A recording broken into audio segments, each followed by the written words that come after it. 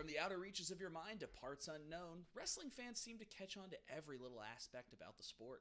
But there's one thing that professional wrestling fans love more than professional wrestling, and that's proving that they know more about professional wrestling than you. That's right, this is You Mark. Tonight's contestants are Mike, Sucker and Succotash, how you doing? Jesse. Oh, hey Mike, how you doing, good buddy? Doing good, good brother. Good to see ya. And Schmitty. Hello. Greetings and salutations to all. For those who are new to the show, I'll be reading a statement about the world of professional wrestling, but somewhere in that statement is a hidden inaccuracy or a mistake that I've purposely placed there. Your mission to buzz in and correctly identify that error. The only real rule here is to have your answer counted, you must first say, "You Mark." Jeopardy style. Okay. For each correct response, contestants will be awarded 1 point in the form of a pinfall. And as always, this match will be contested under Iron Man rules which means at the end of the contest, whoever has the most pinfalls will be our winner. All right, well, that was easy. Okay, on to our first question. WWE held its first ever draft in 2002, during which superstars were selected to represent either Raw, SmackDown, or NXT. Schmitty has buzzed in. Schmitty. You Mark was an NXT. That is correct. The very first draft did not include NXT. Very good. Good.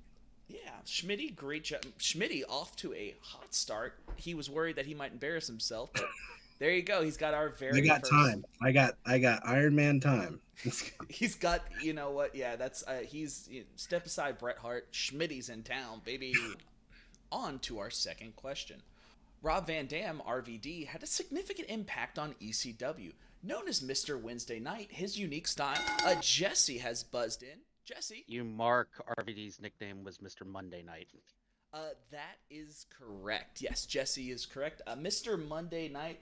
I also would have accepted Mr. Friday Night, Mr. Monday Night, Mr. Tuesday Night, and Mr. Pay-Per-View. The only one I couldn't find was Mr. Wednesday Night. So yes, RVD, the man of many nights and pay-per-views. Yes, his high-flying moves and martial arts made him a standout among ECW fans. I have an RVD shirt somewhere around here. Dude, the fact that RVD is still going strong right now is absolutely mind-blowing to me. That man should have been done with life and wrestling many, many moons ago. The fact that he has seemingly two girlfriends too, I would have thought would have aged him horribly. No, I think he found the secret to youth. I mean, it's copious amounts of weed, professional wrestling, and doing stretches between two chairs. On to our third question. Several superstars have achieved Royal Rumble milestones in the last decade. Triple H became a two-time winner in 2009 and 2017. Roman Reigns co-holds the record for most eliminations in a single match, and Kane has the most Royal Rumble appearances at 20. Schmitty, you've buzzed in. Schmitty. Didn't someone take Kane for appearances? No, Kane is still the most at 20, from what my research showed. Mike, you buzzed in. Mike. Triple H won it in 2016, didn't he? You are all around it. I'm going to be more apt to give you the point here unless somebody can scoop you here. You are all over it, though. Triple H is the problem here. He did not win in 2009 nor 2017. It actually was another wrestler. So what I will do is, Mike, I will give you the opportunity to take a guess at which wrestler that was. And if you can't get it correct, I'm going to have to open it up to your opponents here. Oh, sorry, for 2017? Yes, the correct date. So the dates we're looking for is who won in 2009 and 2017. Okay. I know 2000 I know Randy Orton was 17. You Mark Randy Orton won those years. That is correct. Randy Orton was the winner of 2009 and 2017. Correct. I was thinking you were dancing all around it, and I was like, he's gonna just talk about Randy Orton and then not say Randy. Now it's time for our first brass ring question. A brass ring is a minigame that perhaps requires a little more effort, but in the end is still only worth 1 point. Just like a brass ring in real life, I'll owe you one, pal, and that one is 1 point. This game is called Lyrical Lariat. What I have here is some well-known entrance music for some Nope, let me start over. What I have here is some lyrics to some well-known entrance music for professional wrestlers. I'm going to read those lyrics with as little feeling as possible. Your mission is to buzz in and tell me which pro wrestler these lyrics go with. On to the first one. I got my soul straight. I brush your mouth like Colgate. In any weather, Mike has buzzed in. Mike. You mark, that's Thugonomics by John Cena. Yes, that is correct. That is not only for John Cena, but by John By Cena. John Cena, yes. Yes. You now just keep in mind you don't have to say you mark on the Okay, good. on the. Now I just have PTSD. I don't want to. On to our next lyrics. Bestie, beautiful life. Bestie, bestie. Schmitty's buzzed in. Schmitty. Is that Mickey James's theme? That is not Mickey James's theme, but that is a very good guess. Anybody else? Mike has buzzed in. Mike. You mark, is it? It's one of the Bellas. Is it Brie Bella? That is correct. It is in fact. Brie. Okay. Yeah. The Bellas come from the time where I left professional wrestling. Oh. Yeah. Well. On the one hand, though, I'm thankful for at least Bree for getting us Bryan Danielson back. But Yeah. Like, as I will say, as somebody who, the same sort of thing. Like, I cannot stand the Kardashians, but as a ungodly big Blink-182 fan, the fact that she's able to get Travis Barker on a plane again, I'm like, sweet. I get to see Travis, Mark, and Tom as a trio in Australia. Thank you, Kardashian. Never thought I'd say that. Yeah, make sure you light a votive candle to the Kardashians for doing that. On to our next set of lyrics. I don't sleep because my head's on fire. I hate creeps. Schmitty's buzzed in. Schmitty. That is Darby Allin's theme. That is correct. That is Darby Allin. Very good. The banger of a theme too. Dude, that's Got that song on Spotify. That song Dick, rules, yeah. And the graphic, like the Titantron for it, is Oh, yeah. sick. What's it called? Like Cuphead style. It's awesome. Yeah. Yeah, definitely. On to our fourth one. Get ready for something that you'll never know. You won't see it coming. Schmitty's buzzed in. Schmitty. That is the Big Show. That is correct. Yes. Ah, That, in fact, yes. is the Big Show. You won't see it coming. You'll never know. It's the Big Show. That is one of the dumbest songs if you listen to it. The lyrics are just dumb. Yeah, I went through the lyrics and I was like, good lord. This one is a little bit harder. Okay. On to our last one. The Bad Boys of Wrestling. Just some competition in the war destination. Not and no mercy. See in the ring like the streets. If you don't know, you better find out.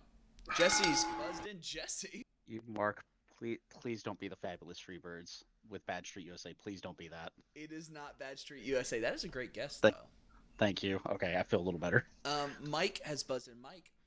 Is it Razor Ramon? It is not Razor Ramon. No. Could I hear the lyrics again? Yeah. Now, when I reread the lyrics, everyone can buzz in again. That's fine. The Bad Boys of Wrestling. Just some competition in the war destination. Not and no mercy. See the ring is like the street. If you don't know, you better find out. Mike's buzzed in. Is that the Kevin Nash theme? The Wolfpack theme from WCW?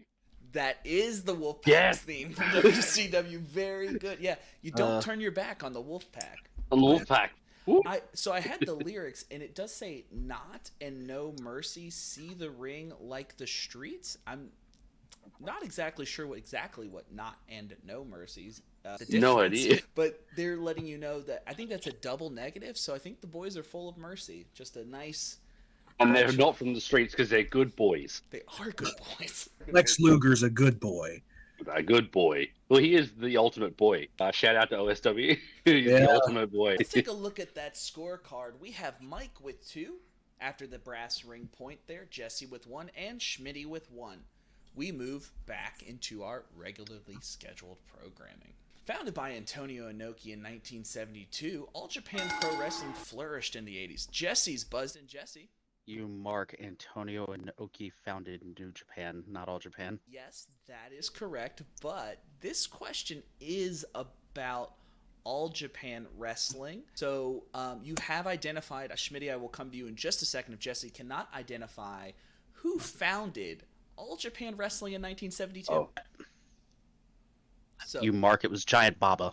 that is correct. Yes, it was Giant Baba. Very good. Shohei Giant Baba. Under his leadership, All Japan Wrestling became known for its emphasis on hard-hitting traditional wrestling featuring iconic wrestlers such as Masawa, Stan Hansen, and Bruiser Brody.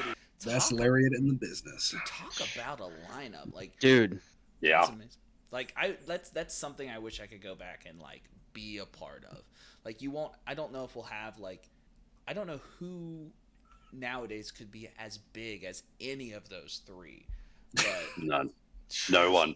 Also, But just like I will say that if anybody ever, like from that era, anyone ever goes to Japan, go to the Tudokan store. It is a museum, an absolute museum. You can go through there, have thousands and thousands and thousands and thousands of things in there that you go, oh my god. Like Jushin Liger's mask maker comes in every couple of weeks and brings in a new mask for them just to sell. whoa. They have tickets. I have ticket stubs from like the year I was born of like the G1 and Starcade and stuff like that. Like they have full blown ticket stubs, real ticket stubs that were just in mint condition for like $2 or $3 each. Yeah, it's ridiculous. I have I bought like the programs from a whole bunch of different G1s over the years because they were just there. And I went, oh, that one looks cool. Oh, that one had Ric Flair. Oh, that's sick. So I can't read them, but it's just sick as hell. On to our next question. 2016 was a turbulent year for TNA as the promotion underwent ownership changes. Billy Corgan, lead singer of Soundgarden, took an executive role. Schmitty's buzzed in. Schmitty. Wait, you mark Billy Corgan is not the leader of Soundgarden. He is the leader of the Smashing Pumpkins. Yes, Billy Corgan is in fact the lead singer of the Smashing Pumpkins. Very good. Thought I might be. Homer Simpson smiling politely. Yeah, I was just trying. I'm hoping just to try to trip you up. It is wrestling related, also music related. Something I'd like to try to push in this show. Wrestling touches a lot of different art forms. Whether it's the lead singer of Smashing Pumpkins owning an entire promotion of the NWA, The Rock giving away $1 million plus to the SAG Foundation or the SAG. I heard about that. That's awesome. The fact that he hasn't talked about how much it is and no one's talked about is like, yeah, what a weapon. Dude, what a great dude. Crazy. That's awesome. And that's going to go, that money's going to go a long way to helping, fight that fight against those evil pricks who own the streaming companies because telling people you're going to keep them locked out until they lose their houses is absolutely evil villain. Shout out to Ron Perlman. Before we go, if anybody has anything, Mike, do you want to plug anything if I come to you here? I would like to plug just being nice to one another. Also, OSW, shout out to OSW. Smitty said, like we were talking about it before. I don't know if it's on here. But yeah, shout out to the guys at OSW for making this sort of thing. And it's something that you want to do, making wrestling fun again and having a boys' table. So shout out to OSC V1 and Mr. J Hunter. Jesse, tell me where people can find you. I'm trying to get back into streaming again lately, so if you want to find me, twitch.tv/Jesse Uno. That's JESSE. Schmitty, where can people find you on the internet? On TikTok, it's at Smitty_Hextall. Yeah, I just make TikToks for fun with wrestling involved. You might hear me do an impression or two on there that I may or may not be good at. Who knows? We are all tied up here. Moving into our next question. Everyone has 2 pinfalls to their name. In Mexico, Lucha Libre flourished in the 1960s, with performances from legendary luchadors like El Santo, La Parca, and Mil Mascares becoming... yes, SC has buzzed in Jesse. You mark? I don't think La Parca was wrestling in the 60s, was he? That is correct, yes. La Parca was born in the 60s, so he was not wrestling then. Yes, the chairman of WCW was not wrestling then, but nevertheless, cultural icon and a man that I would welcome into my home. On to our second brass ring question of the night. This game is called Whose Gold Is It Anyway? I have here a list of the last 5 wrestlers to hold a specific title. I'll read the list in chronological order from, the last person the fifth person to have it all the way to the most recent. Your goal is to buzz in and give me the title name that I'm referring to. On to our first one. So buzz in at any time.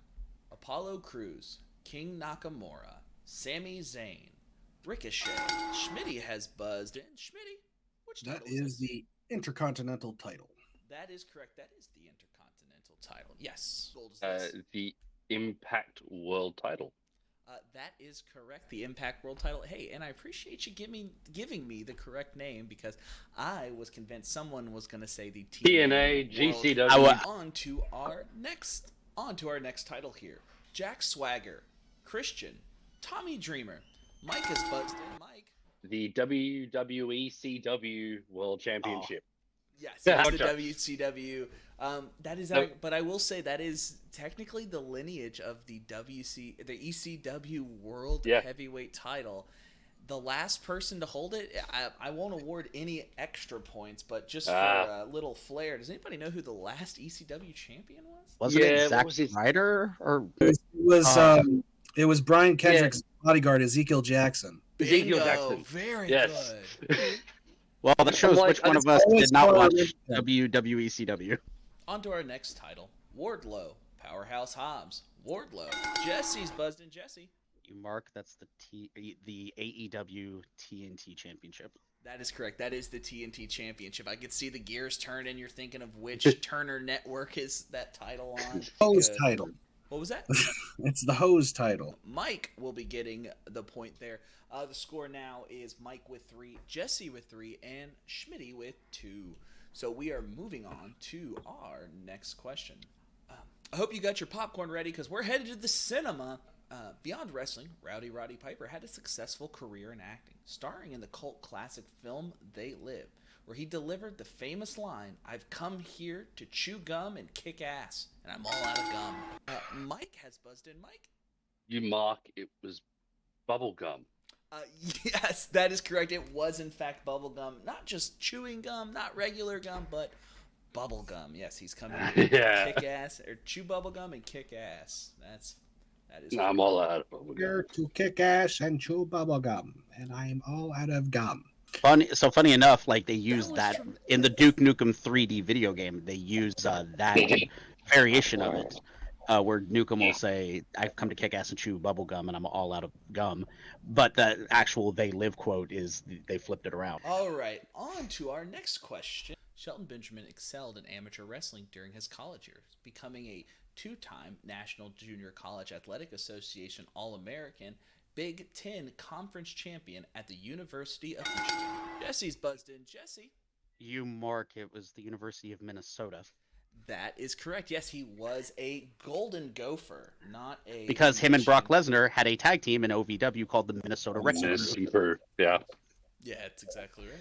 Yeah, they back when Brock Lesnar would do the moonsault without landing on his face. Shelton Benjamin, though, is one of those guys that I felt like he should have had a bigger career. But you can't get over with your mama appearing on screen? Yeah. I mean, it worked for Buff Bagwell. Shout out to Ethan from On a Forklift Podcast. On to our last brass ring question of the night. This game is called Movie Mania.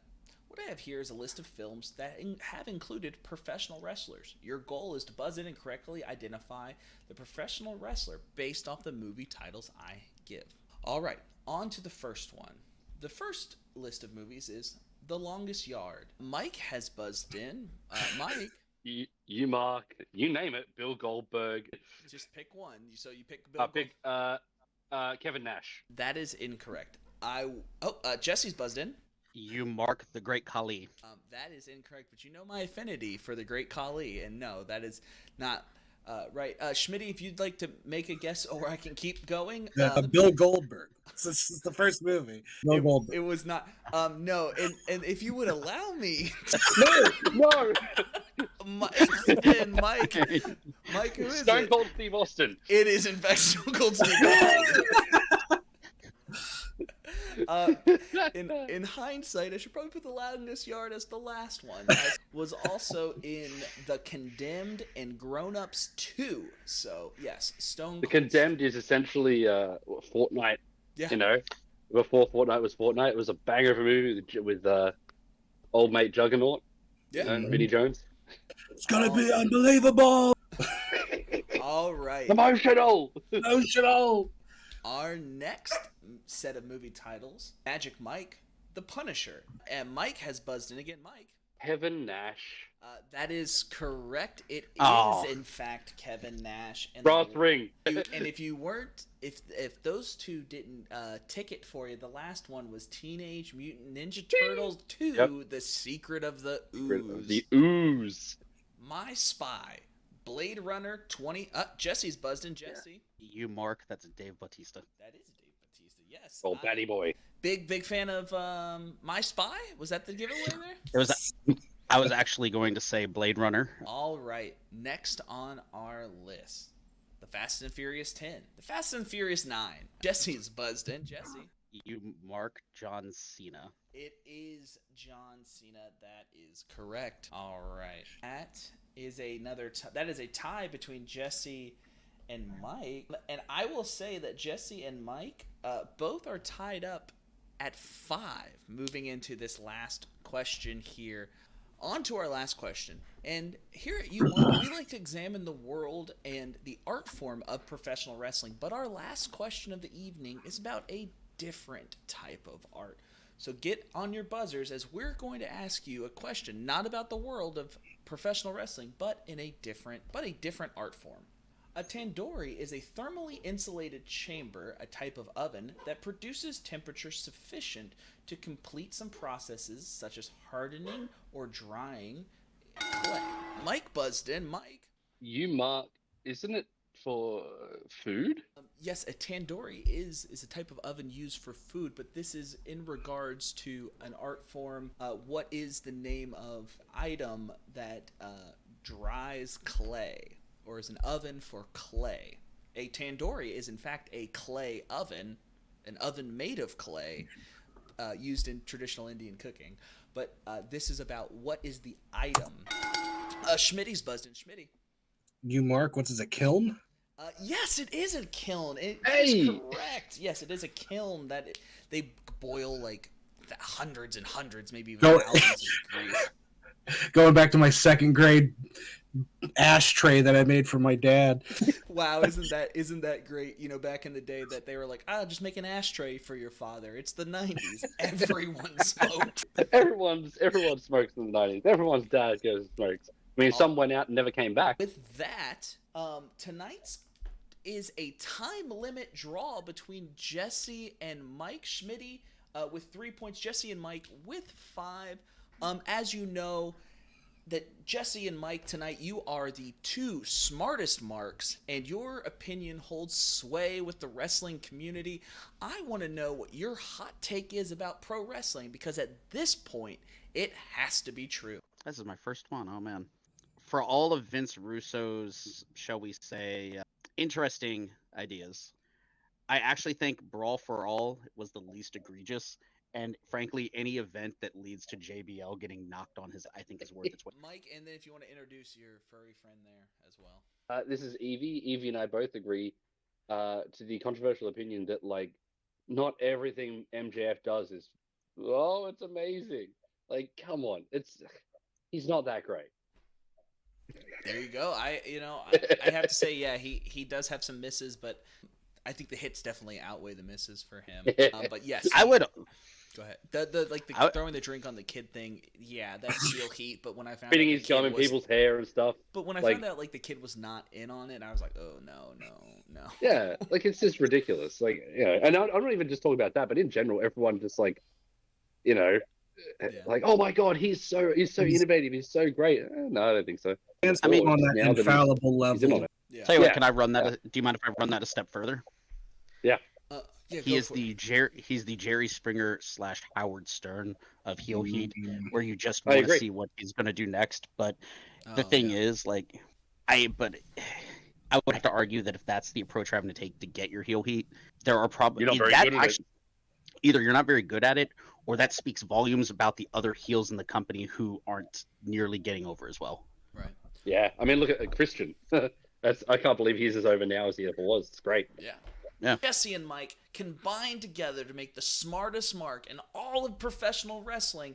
We'll see you next time. Touch some grass, do something for your mental health, and remember, pro wrestling's just like life. It's a work. Don't take it too serious, brother. We love you. Much love. See you later.